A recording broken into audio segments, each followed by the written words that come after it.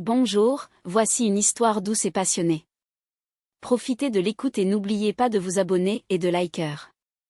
Allons-y avec l'histoire.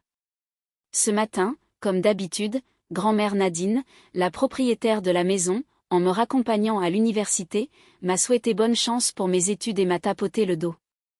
Par hasard, la nuit précédente, j'ai passé la soirée dans sa chambre. Grand-mère a plus de 60 ans. Mais elle est si vive et énergique. Surtout hier, elle semblait me tourmenter exprès. Je ne sais pas combien de fois elle m'a demandé. Une fois ne lui a pas suffi, et elle a commencé à se plaindre, si bien que j'ai dû faire l'amour 2 fois. Et comme elle exprime directement ses désirs? Quand j'approche du sommet, elle commence à gémir, à dire que je suis formidable, et à m'encourager à finir vite. Honnêtement, j'adore ça, mais ses réactions me font parfois rougir de honte. Elle dit que mon apparence à ce moment-là est si impressionnante.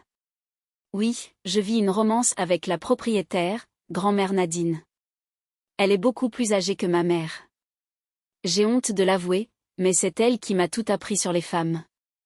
Grand-mère dit que grâce à moi, elle se sent rajeunie et elle danse même de joie.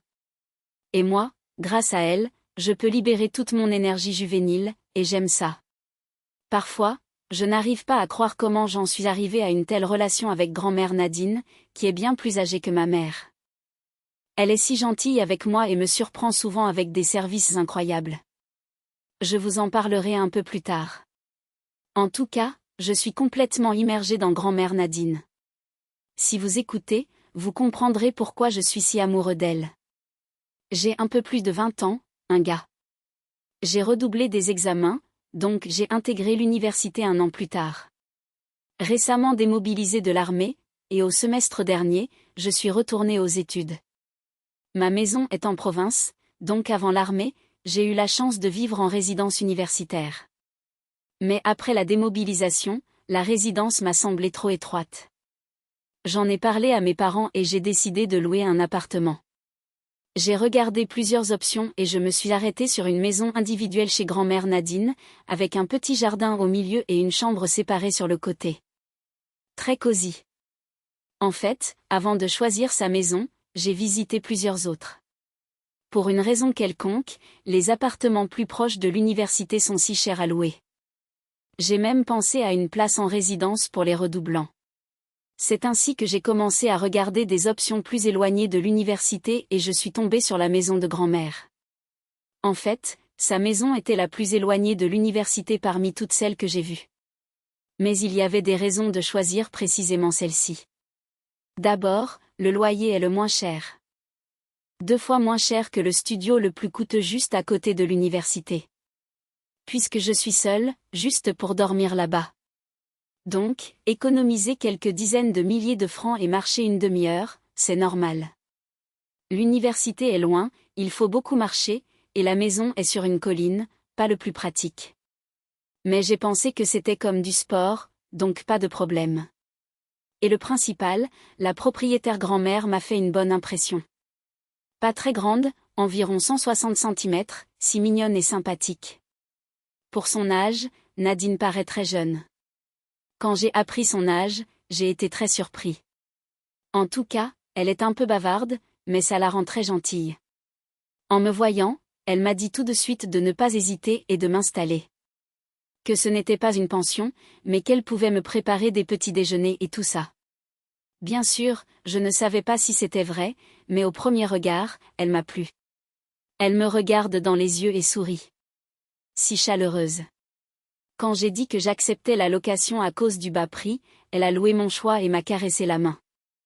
Nous sommes allés à l'agence immobilière et avons signé le contrat. Elle me racontait sur elle-même, sans même que je demande. Comment elle a perdu son mari, élevé ses enfants dans cette maison pendant plus de 20 ans, et que la maison a une bonne énergie, tous les locataires ont ensuite réussi. Bien sûr, elle me posait aussi des questions sur tout. Elle disait que j'étais si fiable et virile, qu'elle aimait ça et poussait des hauts. Un peu épuisant, mais j'aimais sa nature joueuse. C'est ainsi que s'est passée notre première rencontre avec Nadine. Et quelque temps plus tard, le jour du déménagement est arrivé. Dès le premier jour, elle a montré un tel intérêt. Elle observait tout le temps comment je m'installais.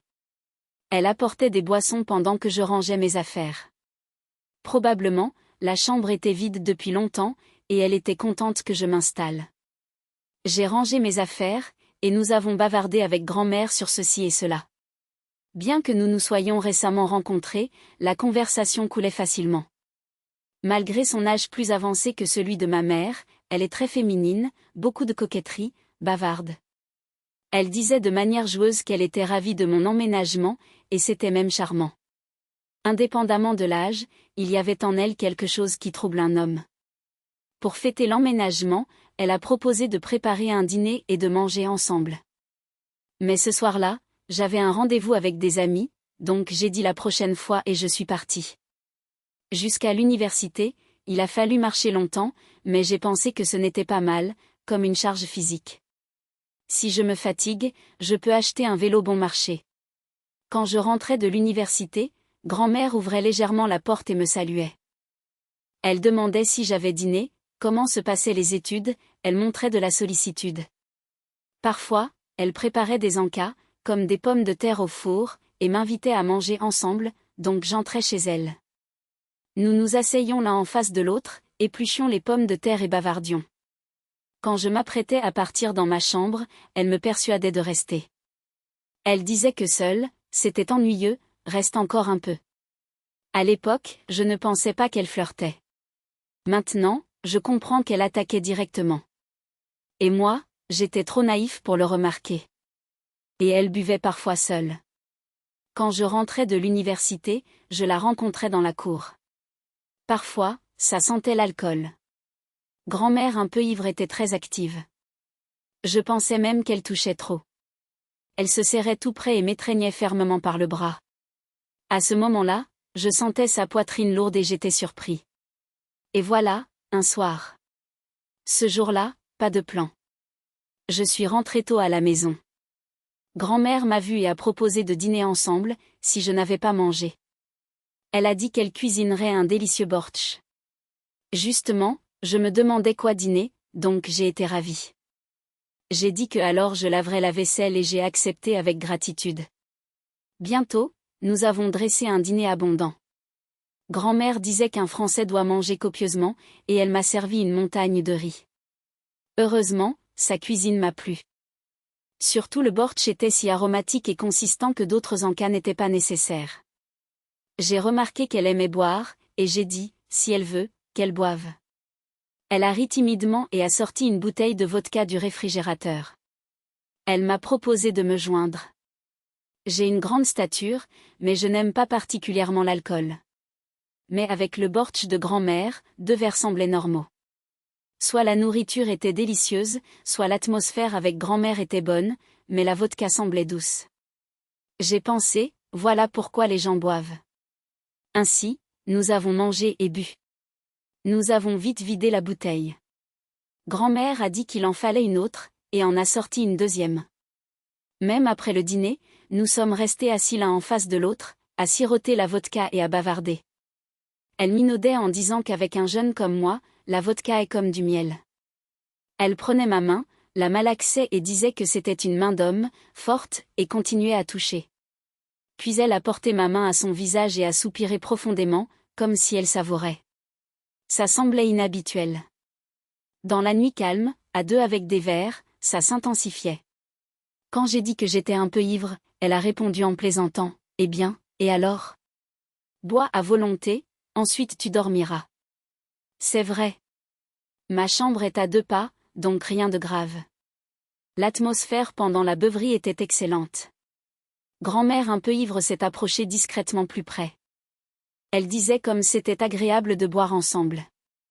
Reste simplement pour la nuit. Honnêtement, jusqu'à ce moment, je ne comprenais pas ses intentions. Je pensais seulement pourquoi elle collait autant. L'alcool appelle l'alcool. J'ai bu environ 1,5 bouteilles, elle une demi-bouteille. Nous avons vidé 2, et une légère ivresse m'a envahi. Ivre, je me suis endormie par terre dans son salon, sans me souvenir de rien. Combien de temps s'est écoulé ? Je me suis réveillée dans le brouillard. J'ai senti que grand-mère était couchée à côté. Peut-être à cause de l'alcool, mais en regardant grand-mère endormie, un sentiment érotique est né. J'ai rappelé ses regards qui me provoquaient. Et avant ça, j'étais vierge, je ne connaissais pas les femmes, donc la curiosité débordait. J'ai pensé, dommage qu'il n'y ait pas une jeune à côté. De telles pensées ont allumé une chaleur à l'intérieur. J'ai décidé d'aller dans ma chambre et de me débrouiller seule, puis dormir. Je me suis levée doucement, mais grand-mère s'est réveillée du bruit. Elle a dit qu'elle regardait mon sommeil, s'est couchée et s'est endormie elle-même, et a souri timidement. Quand j'ai dit que j'allais chez moi, elle m'a arrêtée. Reste jusqu'au matin, on va s'allonger ensemble. Elle a tapoté son corps et s'est approchée plus près. Elle a dit que ça faisait longtemps qu'elle n'avait pas couché comme ça avec un homme. C'est agréable. Puis elle a commencé à me caresser. Ce toucher était étrange. Peut-être qu'elle pensait la même chose? J'ai murmuré doucement. Grand-mère, la sensation est bizarre. Elle a répondu doucement. Notre petit Jean peut faire ce qu'il veut. Et sa main est devenue plus audacieuse. Je me suis enflammée complètement. Ne sachant que faire, je me débattais, et elle a demandé surprise, « Est-ce que tu n'as jamais essayé ?» Je ne savais que dire, et je me taisais. Elle a réfléchi une seconde et a dit qu'elle me donnerait un cadeau aujourd'hui, et elle s'est approchée plus activement. J'avais honte et j'étais mal à l'aise. Je ne savais pas comment être. Sa main est devenue encore plus audacieuse. En apprenant que j'étais non seulement grande de stature, elle a ri de joie. Elle disait que je cachais ça et me taquinait, en provoquant. Avec impatience, elle tapait des pieds d'enthousiasme. Ainsi, ne sachant rien, sous sa direction, je suis née à nouveau en tant qu'homme. Elle a dit qu'elle ferait tout elle-même, et que je reste allongée confortablement. Nadine était si habile que je n'ai pas tenu longtemps et j'ai joui. Ainsi, nous avons passé du temps comme dans un rêve, et je me suis rendormie. Et il semble que j'ai vu des rêves très agréables. Le matin, je me suis réveillée frais. Le corps léger, pas de gueule de bois. Comme si j'étais née à nouveau. Du bruit venait de la cuisine. Grand-mère préparait le petit déjeuner. Apparemment, la nuit lui avait plu. Son dos semblait joyeux. En me voyant, elle a dit que j'avais bien travaillé hier et qu'elle préparerait un délicieux petit déjeuner. Elle s'est approchée, m'a tapoté les fesses et a cligné de l'île. J'ai pensé, est-ce que c'est vrai? Mais la sensation dans le corps confirmait que hier n'était pas un rêve. Ainsi, nous nous sommes assis pour petit déjeuner l'un en face de l'autre.